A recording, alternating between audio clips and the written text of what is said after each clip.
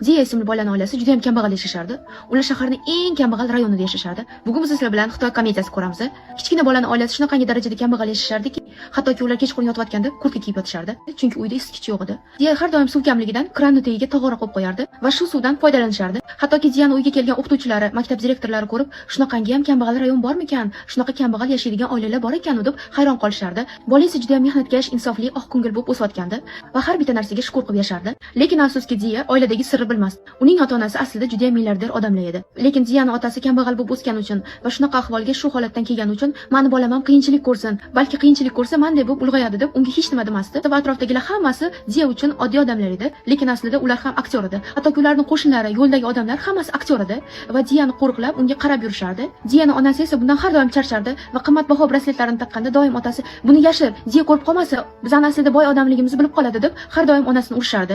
Ziya maktabga ketgandan keyin esa uni otasi bilan onasi doim o'zining qimmatbaho mashinasida uni kuzatib yurishardi. Bir kuni esa uni tug'ilgan kuni bo'lganda, uni buvisi va buvasi tabriklashga kelganda, uni otasi ko'rib qoladi va tezda qimmatbaho mashinasining ichiga chaqirib, "Nimaga bu ahvolda keldinglar? Nimaga nochor ko'rinmayapsizlar? Unga qimmatbaho podarka bermanglar, unga mumkin emas. Agar bersanglar bizning boy ekanimizni bilib qoladi. Hali yetishimiz kerak emas" deydi. Ziyaning ustidan hattoki boyvachcha sinfdoshlar ham kulardi. "Sen eng kambag'al bolasan sinfda" deydi. Shunaqa qilib kunlar o'tib, kichkina Ziya bir narsani payqab boshlaydi va har doim yo'lida uchraydigan odamlar bir xil odamligini bilib qoladi. Bu filmning davomini K-Studio kanalida ko'rishingiz mumkin. Agar siz komediya janrini yoqtirsangiz, bu film aynan siz uchun.